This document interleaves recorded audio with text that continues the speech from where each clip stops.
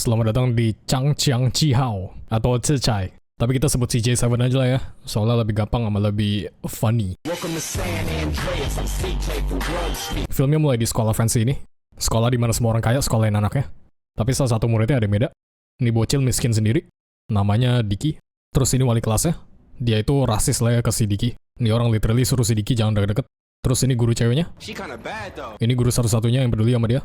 Namanya Yuan Laoshi. Dia bingung kenapa si Diki kotor banget, sama kenapa dia kagak dianterin sama ortunya. Si Diki ternyata abis jatuh, sama emak dia udah meninggal lama. Kalau bokapnya selalu sibuk kerja sebagai kuli bangunan. Kelasnya sekarang udah dimulai, gurunya lagi bahas cita-cita gitu. Ini cewek mau jadi kayak Nicole Kidman. Kalau nih bocah mau jadi entrepreneur, dia nggak peduli bisnisnya apaan, yang penting gede. Mana? Sekarang giliran si Diki, cita-cita dia mau jadi ya ini basically kayak si Fizi, yang cita-citanya mau jadi tukang sampah.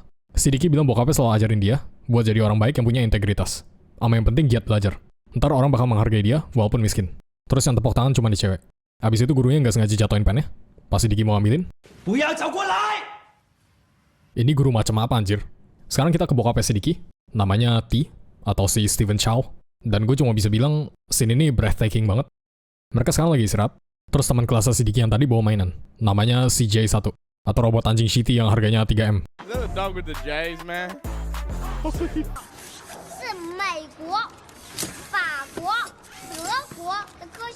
Ya di tahun 2026, gue rasa barang buatan Amerika, Perancis, atau Jerman itu bukan sesuatu yang bisa dibanggain.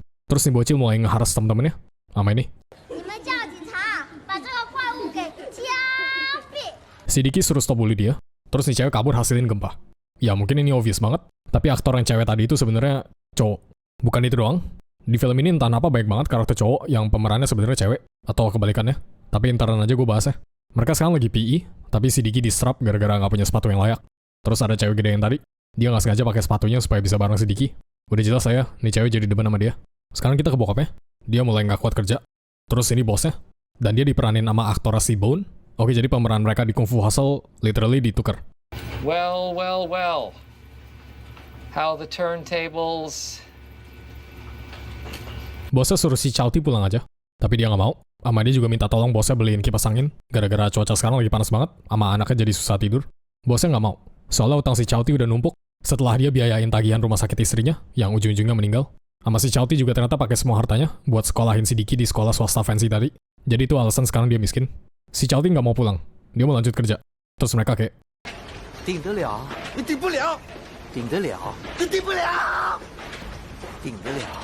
bosnya jadi kasih dia proyek lain, dan dia bisa beli kipas angin. Ini rumah mereka. Rumah mereka itu rumah setengah hancur, yang di repurpose gitu lah ya. Ini ilegal BTW. Mereka seharusnya udah digusur. Bokapnya surprisein si Diki pakai kipas anginnya, tapi pas dinyalain, bokapnya ternyata kena scam. Terus si Diki ngomong ini. Bokapnya bingung dia belajar bahasa kayak gitu dari mana. Si Diki bilang dia belajar dari temannya, dan bokapnya langsung ajarin walaupun mereka miskin, mereka tetap gak boleh ngomong kasar. Dia juga ajarin gak boleh mencuri, walaupun keadaan susah. Dia juga harus belajar keras. Dulu bokapnya gak pernah belajar apa-apa pas kecil, dan sekarang dia jadi kayak gini. Jadi dia gak mau anaknya punya takdir yang sama. Terus kita lihat betapa susahnya hidup mereka. Kayak lauknya cuma bakcoy, tulang ikan, sama apel busuk. Bahkan hiburannya mereka ini. Besokan harinya mereka lagi nonton TV di pinggir jalan. Terus ada berita tentang UFO yang terbang sama nabrak. UFO itu artinya benda terbang yang gak diketahui. Si Diki tiba-tiba hilang. Dia ternyata lagi liatin mainan anjing shitty yang waktu itu bulinya bawa. Si Diki memohon beliin mainannya. Dia janji gak bakal minta apa-apa lagi kalau dibeliin. Bokapnya ya of course tetap gak kasih. Beli makanan aja udah susah, apalagi mainan. Si Diki tetap memohon. Dan sebelum gue lanjut, gue kasih disclaimer dulu. Scene ini tolong jangan ditiru buat lu pada yang punya anak atau rencana mau punya anak. Sekarang udah beda zaman, sama ditambah mereka juga Asian. Jadi ya sekali lagi, jangan ditiru.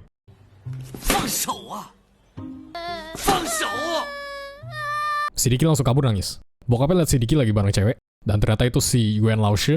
Si Yuan bilang edukasi yang baik itu bukan berasal dari gurunya doang, tapi dari orang tuanya juga.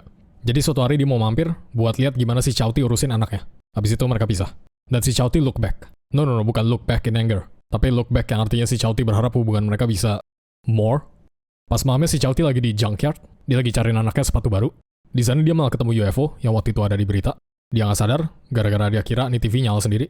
Pas UFO-nya pergi, dia ketemu an egg. Bokapnya bilang dia ketemu mainan yang jauh lebih bagus daripada robot anjing shitty tadi. Dan untungnya si Diki berpikir demikian juga. Besok harinya si Diki kasih lihat mainannya ke temannya, tapi temannya bilang mainannya kagak asik. Terus tukang bulinya lihat, dia bilang itu mainan sampah yang bokapnya temuin di tempat sampah. Si Diki langsung marah sama ajak berantem. Tapi bulinya panggil. Si Diki ajak kenalan, tapi dia malah bejek tangannya sama fucking lempar si Diki. Terus tukang bulinya bayar pakai permen. Pas di rumah si Diki dimarahin sama bokapnya. Baju dia jadi sobek gara-gara berantem, tapi si Diki malah cuma mainin bolanya. Abis itu si Diki kena jumpscare, jadi dia lempar sama bilang ke bokapnya ada sesuatu yang spooky. Pas dia cek bolanya, bokapnya cek, itu ternyata lampu doang. Oke, scene tadi actually lumayan spooky. Kayaknya Stephen Chow harus coba bikin film horror. Terus si Diki kayak, bolanya somehow masuk ke dalam lemari. Si Diki teriak, terus bokapnya masukin dia ke dalam lemari. Di dalam bolanya berubah jadi kayak semacam proyektor gitu, yang nunjukin ini binatang peliharaan alien, atau mungkin binatang ciptaan alien. Binatang ini punya kekuatan healing, tapi setiap kali dia sembuhin sesuatu, dia bakal mati. Dan harus dihidupin lagi sama aliennya. Bokapnya abis itu bebasin dia. Dia juga kabarin mau lembur. Jadi si Diki home alone. Dan akhirnya kita ketemu si Chichai, atau CJ7.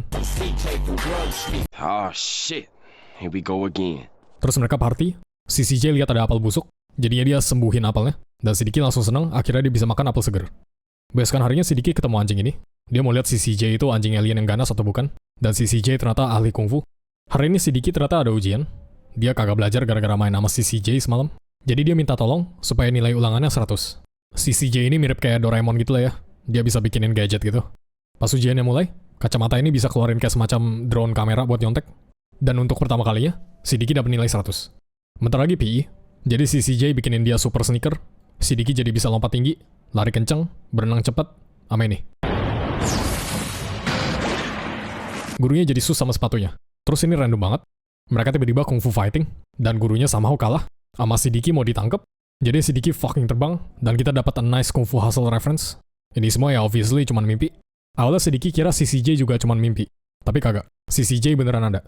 Jadi dia langsung hype ke sekolah. Sama janjiin bokapnya, hari ini bakal dapat nilai 100. Si Diki ke gang yang sama buat lihat kekuatannya si CJ. Tapi pas anjingnya serang, si CJ malah langsung kalah. Pas di sekolah, si Diki minta kacamata super yang sama kayak di mimpinya. Si CJ nggak ngerti maksud dia apaan, jadi dia kasih ginian. Tukang bulinya sadar dia pegangin berak, terus dia kayak, si Diki langsung abuse si CJ, tapi si CJ counter pakai berak lagi. Pas pulang sekolah, si Diki minta maaf. Dia kayak sweet talk gitu supaya si CJ kagak takut lagi sama dia. Pas dia samperin, si Diki karungin sama buang ke tempat sampah. Dia bilang si CJ nggak usah pura-pura punya kekuatan kalau dia emang nggak punya. Dan akhirnya dia sadar, dia sendiri yang pasang ekspektasi tinggi. Si CJ padahal nggak pernah janjiin apa-apa. Pas si Diki mau ambil balik, dia udah dibawa tukang sampah. Si Diki kabarin bokapnya dia kehilangan si CJ. Tapi ternyata si CJ udah pulang sendiri. Bokapnya bingung ini apaan, sama dapat dari mana. Terus dia malah pakai si CJ buat durability test. Si Diki bilang si CJ berasal dari bola yang bokapnya kasih. Itu ternyata telur alien dari luar angkasa. Bokapnya of course nggak percaya. Dia malah lagi-lagi celoteh tentang walaupun mereka miskin, mereka nggak boleh bla bla bla bla bla. Si Diki sekarang lagi kesusahan tidur gara-gara panas. Si CJ kesian. Jadi dia pakai kekuatannya buat benerin kipas anginnya. Besokan harinya bokapnya minta nilai 100 yang si Diki janjiin waktu itu. Pas dia kasih nilainya, dia langsung kaget. Si Diki sekarang lagi pulang sekolah. Terus tukang bulinya lihat si CJ. Mereka bingung itu apaan. Jadi mereka paksa rebut si CJ, sama mereka bahkan mau bongkar. Si Diki akhirnya muak. Pas dia mau tonjok. Terus pas dia mau tonjok, ya ini basically kayak pas si Tom mau bunuh gajah. Dan best fight scene di film ini dimulai sekarang.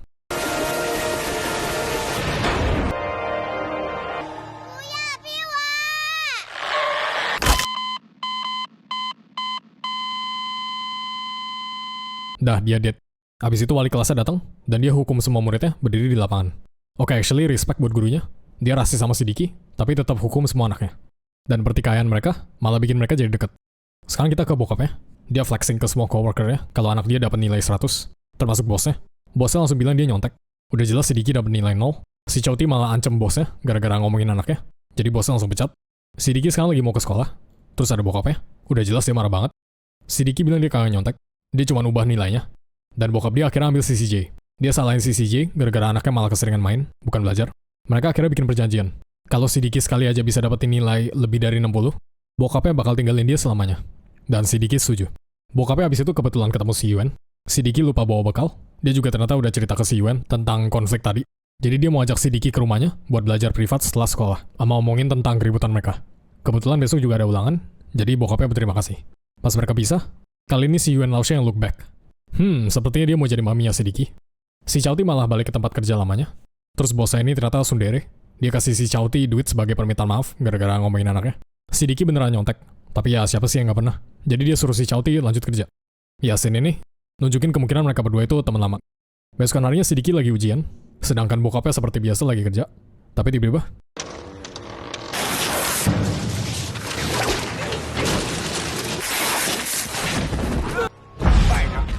bokapnya kecelakaan. Padahal si Diki barusan dapat nilai 65. Si Yuan anterin dia pulang, dan akhirnya si Yuan tahu kalau mereka semiskin ini. Dia juga kabarin bokapnya udah meninggal. Si Diki nggak mau dengar lagi, ama suruh si Yuan pulang aja. Sekarang dia cuma harus tidur. Dia berharap bokapnya bakal balik lagi setelah dia bangun seperti biasanya. Sekarang kita ke rumah sakit ya. Si CJ lihat bokap temannya meninggal, jadi dia pakai kekuatan terakhirnya buat sembuhin. Besokan paginya, bokapnya beneran balik lagi. Si Diki langsung suruh bokapnya jangan pernah tinggalin dia lagi. Dia janji dia bakal belajar keras, gak berantem, ama gak bohong. Ama janji suatu hari bakal jadi orang penting. Terus dia dengar ada suara si CJ. Pas dia cek, si CJ udah sekarat. Kekuatannya hilang, dan dia berubah jadi boneka. Mereka berusaha hidupin dia lagi pakai baterai, tapi nggak ada yang bisa. Si Diki jadi cuma lakuin apa yang dia janjiin, yaitu belajar. Beberapa bulan kemudian, sekolahnya lagi adain piknik itu. Henchman bullynya malah demen sama si cewek gede ini. Ya dia literally dikebukin sama ceweknya, tapi ujung-ujungnya malah demen. He just like me for real. Tapi si cewek gede demennya si Diki. Terus si Diki demen temennya, temennya demen juga. Tapi somehow tukang bullynya bisa rebut gitu aja. Kalau bokapnya, si Yuan kaget pas pertama kali lihat si Chao Ti balik jadi sehat di rumah sakit. Tapi si Chao Ti punya satu masalah, yaitu Oh, brother, this guy stinks! si Diki sekarang lagi rebahan. Terus dia lihat, pas dia samperin, dah tamat. Nostalgic banget di film anjir. Ini film yang gue nonton terus-terusan pas masih bocil. Gue gak punya banyak komen tentang film ini. Ini film keluarga klasik yang punya pesan bagus buat anak-anak. Oke, gue sekarang mau bahas cast-nya. Gue baru tahu kalau aktor si Diki itu ternyata cewek. Sekarang dia kayak gini BTW. Bukan dia doang, bullynya juga ternyata cewek.